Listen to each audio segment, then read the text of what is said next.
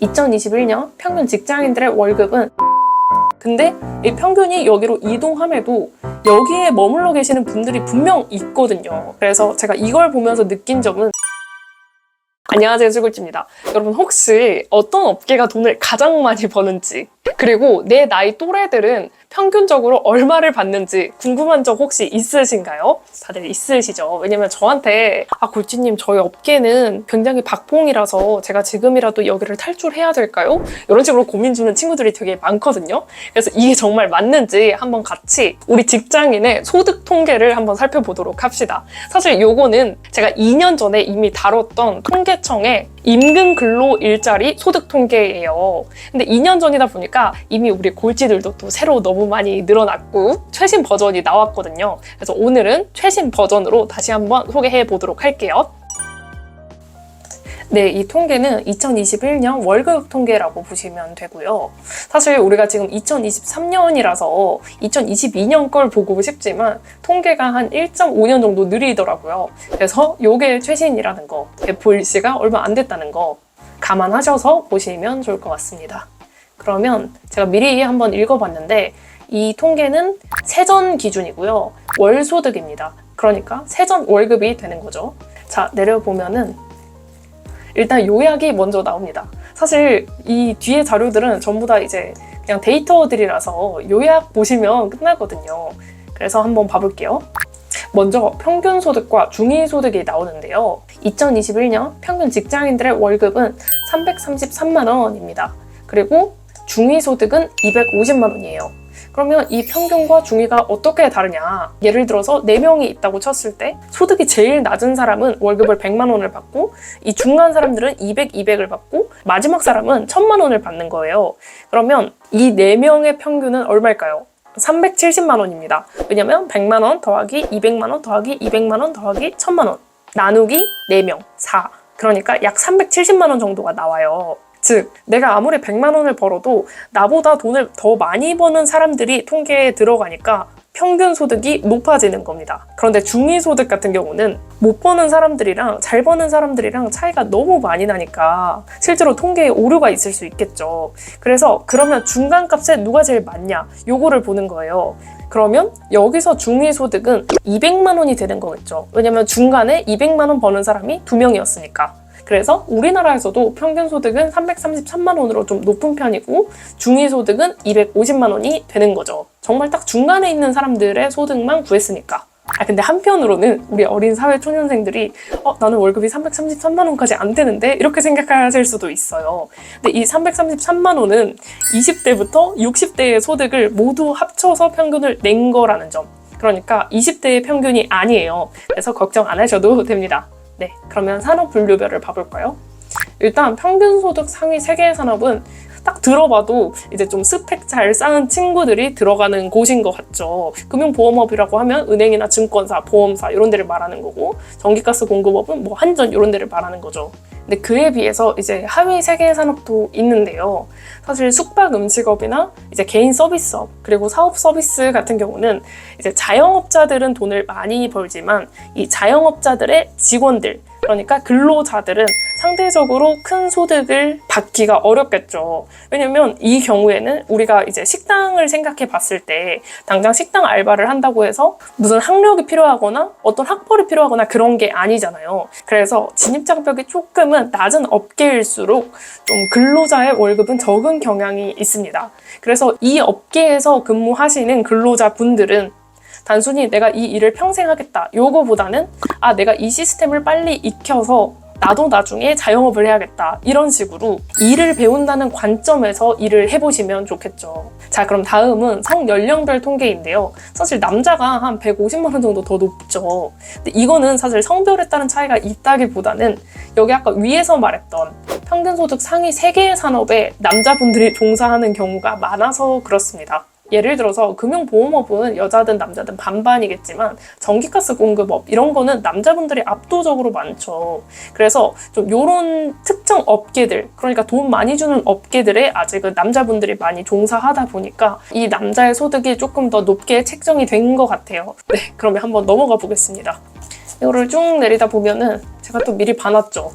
여기 산업별 소득 이제 어떤 업종이 돈을 많이 버냐. 보시면 제가 400만 원 이상인 것만 마킹을 해놨어요. 광업, 제조업, 전기가스, 증기 및 공기 조절 공급업, 그리고 정보통신업, 금융 및 보험업, 전문과학 및 기술 서비스업. 보시면은 여기는 다 400이 넘어요. 물론 초봉이 400이 넘는다는 말은 아니지만 이제 그런 분들 계실 거예요. 아, 나 취업은 해야 되는데 아직까지 꿈을 못 정했다. 근데 내가 뭘 좋아하는지는 모르겠지만 그냥 월급 많이 주는 곳이면 된다 라고 하시는 분들은 이런 업종을 노려보셔도 좋겠죠. 다만 그런 분들 계실 거예요. 나는 정말 명확한 꿈이 있어서 아무리 소득이 낮더라도 그 업종에 들어가고 싶으신 분들, 이런 분들 되게 괜찮다고 말씀드리고 싶은 게, 사실 어떤 업종이든 상위 1%, 아니 상위 10%에만 들어도 소득이 굉장히 높거든요. 근데 이게 평균 소득이다 보니까 좀 낮게 책정되었다는 점. 그래서 꿈이 있으신 분들은 그냥 그 길로 정진하시면 됩니다. 진짜 저도 막 여기 217만 원 이런 식으로 얘기하지만, 여기 162만 원 이런 식으로 하지만 결국 숙박 및 음식점 업을 하다가 본인이 자영업자가 되는 케이스도 있거든요. 그러면 소득이 폭발적으로 증가를 하는 겁니다. 그래서 너무 단편적으로 보시기보다는 아, 내가 이 업종에서 그래도 상위 10% 혹은 상위 1%는 찍겠다, 이런 마음으로 일해보시면 좋을 것 같습니다. 그리고 여기 연령대별 소득이 있어요. 이게 사실 제일 궁금하죠. 근데 보면은 이제 요즘 월 1,000만 원, 월 1,000만 원 하잖아요. 근데 사실 이제 근로소득으로서, 그러니까 월급으로서 1,000만 원 이상을 버는 사람은 20대의 0.2%입니다. 1,000명 중 2명인 거죠. 그러니까 요즘 되게 뭐 월 1,000만 원 이런 마케팅이 많은데 그런 거에 너무 자존감이 낮아질 필요는 없다, 이런 말씀을 드리고 싶어요. 그리고 저는 이 표에서 몇 가지를 추측해 볼 수 있었는데, 여기 150 미만으로 버는 이 계층이 있잖아요. 근데 이게 20대 때부터 60대까지 특정 비율을 유지한다는 거예요. 그러니까 사실 20대 때는 당연히 소득이 낮을 수밖에 없거든요. 왜냐면 내가 이제 막 일도 시작했고 내가 뭘 좋아하는지도 모르고 당장 알바하는 친구들도 많고, 그런데 이제 30대, 40대가 되면서 점점 소득이 이렇게 늘어나요. 그래서 보시면 아까 이 1,000만 원 버는 사람들도 20대 때는 0.2%였지만 30대 때는 2%, 4.8%, 5.4% 이런 식으로 점점 늘어납니다. 그래서 제가 이걸 보면서 느낀 점은, 이제 내 소득이 낮다고 거기서 가만히 있지 말고 더 돈을 벌거나 아니면 내 커리어를 이어갈 수 있는 방법을 한번 생각해 보라는 거예요. 왜냐면 여기 20대는 사실 250만 원 미만으로 버는 계층이 제일 많거든요. 근데 30대가 되면은 350만 원 쪽으로 이동을 해요, 평균이.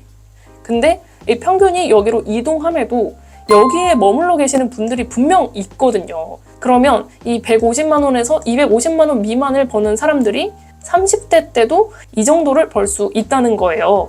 근데 물론 그 돈을 받고 다닐 수도 있어요. 근데 문제는 매년 물가가 오른단 말이에요. 물가가 오르는 만큼 내 소득도 높아져야 이 세상을 살아갈 수 있게 되더라고요. 내가 한 3년, 5년이 지났는데 월급이 크게 오르지 않았다라고 하면은 내 과거처럼 살아가면 안 된다는 겁니다. 그래서 저 같은 경우도 이제 입사 1년 차 때는 여기서 시작을 했거든요. 그리고 이직하기 전에는 여기에 있었어요. 이 한 단계 넘어갔죠. 8년 동안. 근데 이직을 했더니 여기로 넘어갔습니다. 이 3.5%로.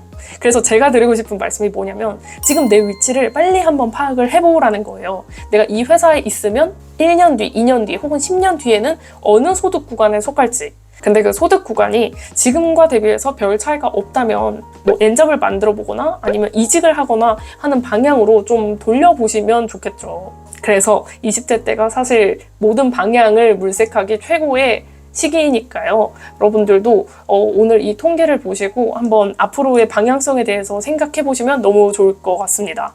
그래서 다음에는 또 이제 여러 소득들인데요. 사실 이 다른 것들이 다 앞에 요약 페이지에서 있었던 것들이에요.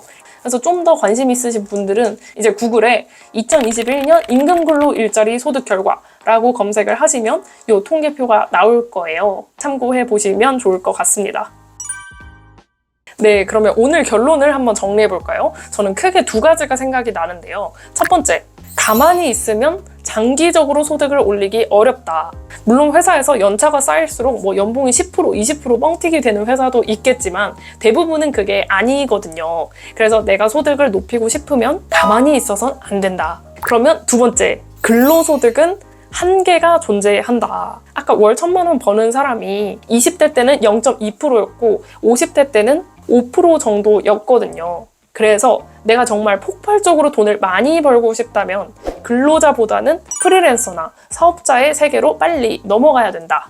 다만 이 두 가지 세상은 정말 정글이기 때문에 회사에서 어느 정도 준비를 하고 나오시는 게 좋겠죠. 네, 저는 오늘 통계를 보면서 이 정도로 정리를 해볼 수 있을 것 같아요. 혹시 여러분들은 이 통계를 보면서 어떤 점들을 느끼셨을까요? 사실 느끼지 않아도 괜찮아요. 저는 사실 이런 통계 보고 아 그렇구나 하고 지나가는 타입이거든요. 근데 이 유튜브를 찍으려고 뭐라도 더 생각해 보려고 하다 보니까 하나를 보더라도 뭔가 더 배우려는 걸 찾게 되는 그런 습관을 가지게 된 것 같습니다. 앞으로는 이런 글이나 통계를 보고 그렇구나 하고 지나가기보다는 뭐라도 끄집어 내보려고 생각을 계속 하다 보면 조금 더 발전되는 내 자신을 발견하실 수 있을 것 같아요. 네, 여러분 우리 같이 발전해 보자고요. 그럼 오늘도 여기까지 봐주셔서 감사합니다.